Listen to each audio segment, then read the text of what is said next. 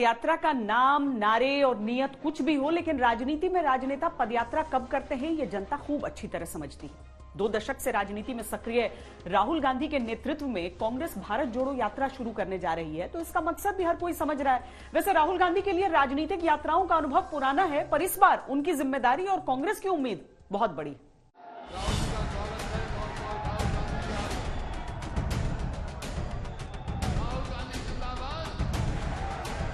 मैं एक बात समझाना चाहता हूं नरेंद्र मोदी जी को, मैं आपकी ईडी से नहीं डरता हूं, मुझे कोई फर्क नहीं पड़ता।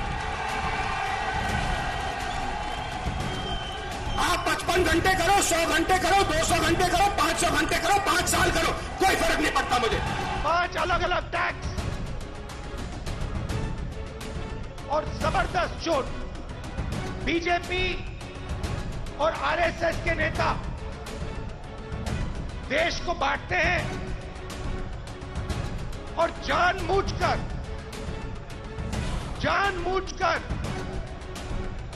देश में भय पैदा करते हैं, लोगों को डराते हैं और नफरत पैदा करते हैं। राहुल जी आगे भाई, राहुल जी का स्वागत है। साथ ही साथ छोड़ते हैं तो आरोप राहुल गांधी पर लगाते हैं। इतनी चिंता राहुल जी को अब है, काश उतनी चिंता होती जब मैं कांग्रेस में होता। इससे ज्यादा मुझे कुछ कहने की जरूरत नहीं। मुझे इस बात का दुख है कि आज कांग्रेस पार्टी को अगवा कर लिया गया है। जो तनख्वाह वाले तनख्वाही हैं, जो तनख्वाह के एम्प्लॉयज हैं, आज वो उन कार्यकर्ता पे, उन नेताओं पे भारी हो गए हैं जिन्होंने अपना खून पसीना भारतीय राष्ट्रीय कांग्रेस को दिया। कांग्रेस पार्टी अपनी आइडियोलॉजी से पूर्ण रूप से भटक गई है। कांग्रेस पार्टी अब वो नेहरू और इंदिरा और राजीव जी वाली पार्टी नहीं रही है। कांग्रेस पार्टी में कुछ चंद लोग गलत फैसले करवाई जा रहे हैं, राहुल जी गलत फैसले करते जा रहे हैं। राजनीतिक प्रतिद्वंदी हराते हैं तो निशाने पर राहुल रहते हैं। ये कांग्रेस पार्टी में एक ऐसे नेता है जो आपके पास वोट मांगने आए हैं, उनको इतना ज्ञान नहीं है कि आलू खेत में होता है कि आलू फैक्ट्री में होता है। तुम कहते हो गरीबी हटाओगे, लेकिन तुम्हें मालूम नहीं हम कौन है। अरे हमने गरीबी की जड़ें इतनी जमा दी हैं, इतनी जमा दी है। मोदी तुम उखड़ जाओगे, लेकिन उखड़ से उखाड़ नहीं पाओगे।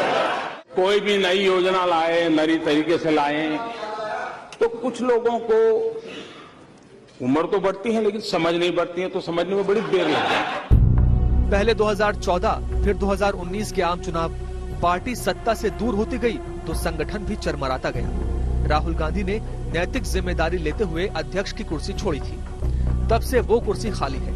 फिर से चंद आवाजें उठी हैं कि राहुल को फिर पार्टी अध्यक्ष की कुर्सी संभाल लेनी चाहिए।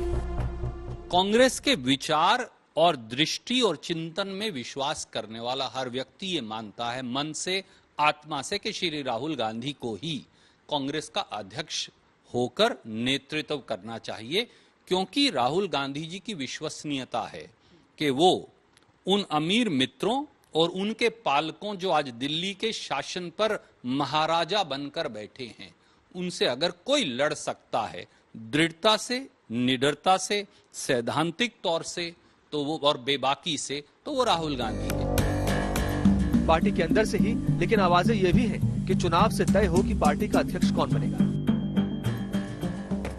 मेरा आंकलन जो है वो ये है, कांग्रेस पार्टी में कई बार विभाजन हुए 1967 के बाद से आज तक। कई बार लोग बाग, बड़े बड़े नेता गए कांग्रेस छोड़ के और लौट के फिर वापस भी आ गए, क्योंकि इंदिरा जी के नेतृत्व में सब लोगों को विश्वास रहा। और उसके बाद से अब आप देख लीजिए, आज भी 99% कांग्रेस के जो कार्यकर्ता हैं वो आज भी नेहरू गांधी परिवार के साथ थे, हैं और रहेंगे। Whether I am going to be a candidate or not is beside the point. Any candidates coming forward will be good for the Congress party. Rahul ने जो पद नैतिकता के आधार पर छोड़ा, फिर नैतिकता का वो कौन सा आधार हो जिसके चलते वो फिर सर्वमान्य, सर्व स्वीकार्य, सर्व समर्थित कांग्रेस अध्यक्ष बन जाए। भारत जोड़ो यात्रा में देश भर में उनका जनता से संवाद, नेताओं से मुलाकात और नीतियों के विस्तार से शायद वो नैतिक आधार बन सकता है। भारत जोड़ो यात्रा का एक मकसद क्या है? एक तो ये है कि मीडिया में खबर चले, लोगों को मालूम पड़े कि कांग्रेस सक्रिय है, काम कर रही है। लेकिन अगर खबरें विपरीत चलने लगी, अगर खबरों में ये चलने लगा कि कांग्रेस में विवाद, अध्यक्ष कौन बनेगा, कोई फैसला नहीं हो सकता, ये भी लड़ रहे हैं, वो भी लड़ रहे हैं, राहुल ने मना कर दिया, प्रियंका को वो लड़ाया नहीं जा रहा है, तो ये सब कांग्रेस के लिए कोई अच्छी चीज़ें नहीं होंगी। तो इन स्थितियों में कांग्रेस जो है अपनी यात्रा तो शुरू कर रही है, मगर उससे पहले उसको इस बात का फैसला करना पड़ेगा कि अध्यक्ष कौन बनेगा। 17 अक्टूबर को कांग्रेस संगठन के चुनाव भी होने हैं। कांग्रेस अध्यक्ष कौन होगा, इस सवाल का जवाब भी यहीं से निकलना है। तब तक कांग्रेस की भारत जोड़ो यात्रा 1 महीने से अधिक का सफर तय कर चुकी होगी। ये तो तय है कि भारत जोड़ो यात्रा और कांग्रेस पार्टी का मुख्य चेहरा राहुल गांधी ही रहेंगे और तब शायद अध्यक्ष पद पर उनकी दावेदारी की मांग और मजबूत हो सकती है।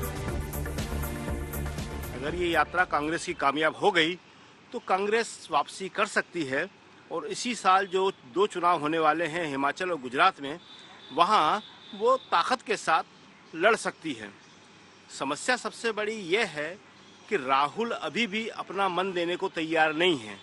कांग्रेस का नेता कौन है, इसको लेके कांग्रेसियों में या उनके कार्यकर्ताओं में कोई ज़्यादा दो राय नहीं है या कोई दुविधा नहीं है।